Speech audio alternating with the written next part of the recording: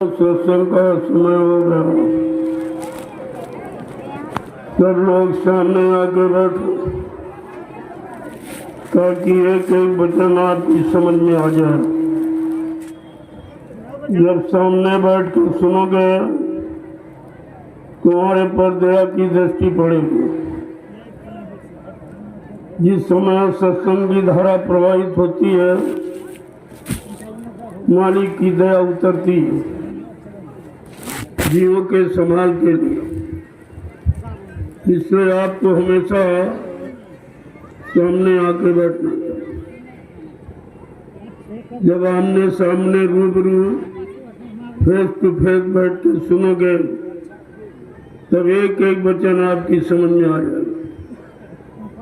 जैसे वचन समझ में आने लगे आपका मन ठहरने लगेगा, काल की नगरी से मुड़ने लगेगा, दयाल के बच्चों को पकड़ने लगे।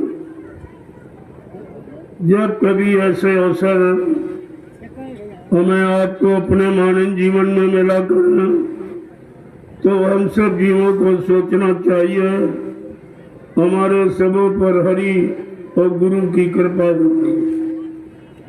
बिना परमात्मा की कृपा के संत महात्मा नहीं मिलते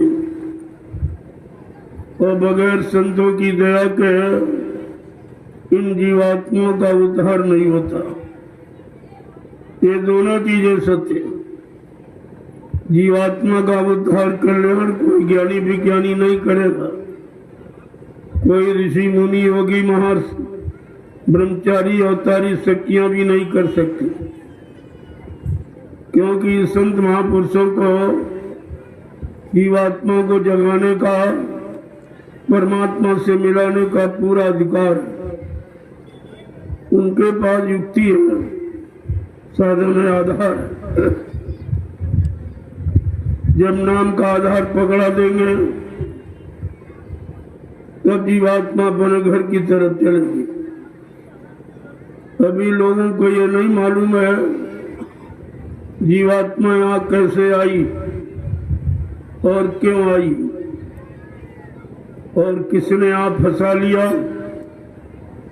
और किस जाल में फंसाया और उस जाल से कौन निकालेगा, कौन इसको ले जाएगा, कौन घर पहुंचाएगा, कौन पिया प्रीतम मालिक से मिलाएगा।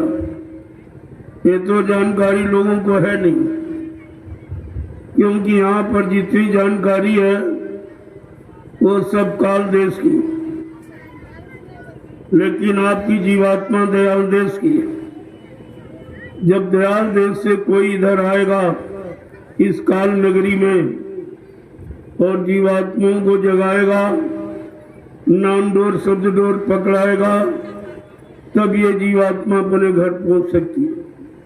अन्यथा और किसी साधन से न जीवात्मा जगेगी न घर पहुंचेगी। इसीलिए तो ब्रह्मा जी ब्रह्मलोक का सुख आनंद उठा रहे हैं, उनकी जीवात्मा जगी न घर पहुंची।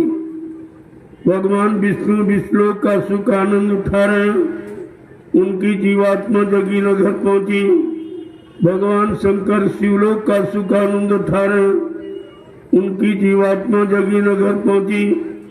भगवान राम साकेत लोक का सुख आनंद उठा रहे हैं, उनकी जीवात्मा जगी न घर पहुंची। भगवान कृष्ण गोलोक का सुख आनंद उठा रहे हैं, उनकी जीवात्मा जगी न घर पहुंची। देवी देवता देवलोक का सुख आनंद उठा रहे हैं, उनकी जीवात्मा जगी न घर पहुंची।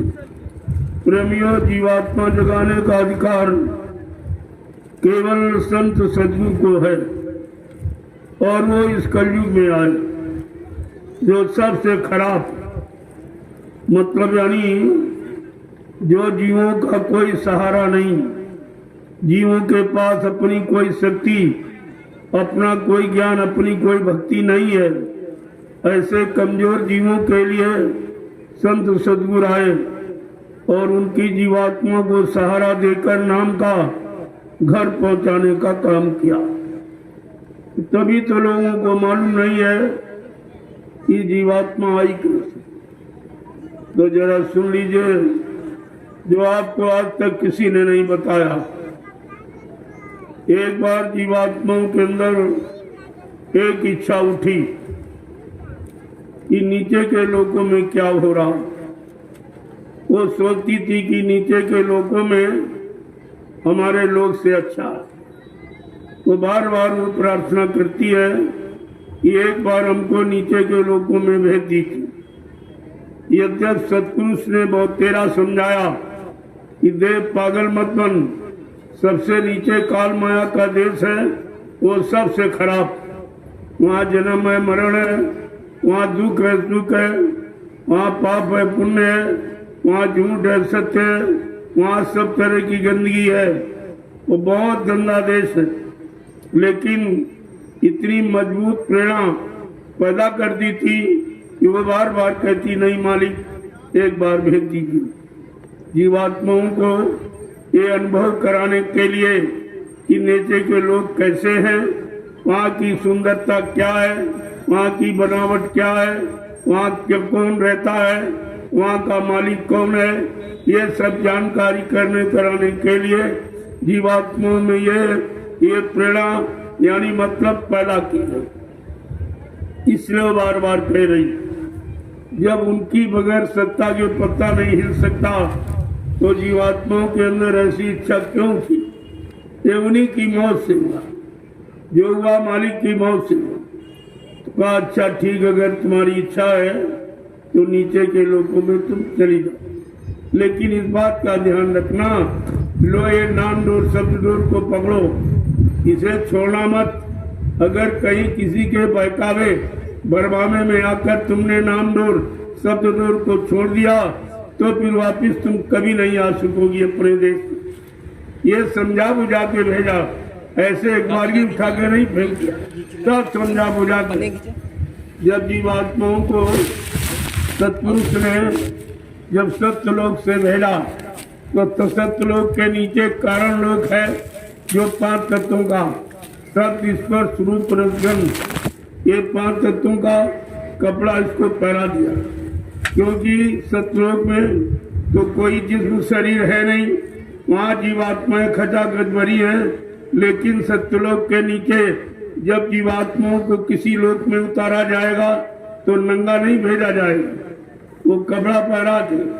सत्यलोक के नीचे जब सतपुरुष ने हम सब जीवात्माओं को उतारा तो नीचे है कारण लोग, वो 5 तत्वों का सत्य स्पर्श रूप रसगंध, ये 5 तत्वों का कपड़ा पहना दिया।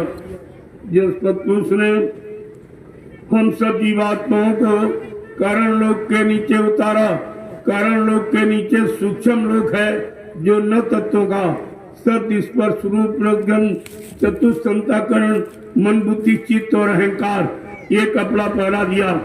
जब सतपुरुष ने हम सब जीवात्माओं को यानी मतलब सूक्ष्म लोक के नीचे उतारा तो सूक्ष्म लोक के नीचे लिंग लोक है, इसी को देवलोक कहते हैं। ये है 17 तत्वों का 10 इंद्रियां, चतुष्टंताकरण, सतोगुण तमोगुण रजोगुण, ये 17 तत्वों का कपड़ा पहना दिया। अब सतपुरुष ने हम सब जीवात्माओं को लिंग लोक के नीचे उतारा तो लिंग लोक के नीचे ये मृत्यु लोक है, जहाँ हम आप बैठे हो। संत महापुरुषों ने इसको स्थूल लोक कहा। ये है 5 तत्वों का जल पृथ्वी अग्नि वायु आकाश।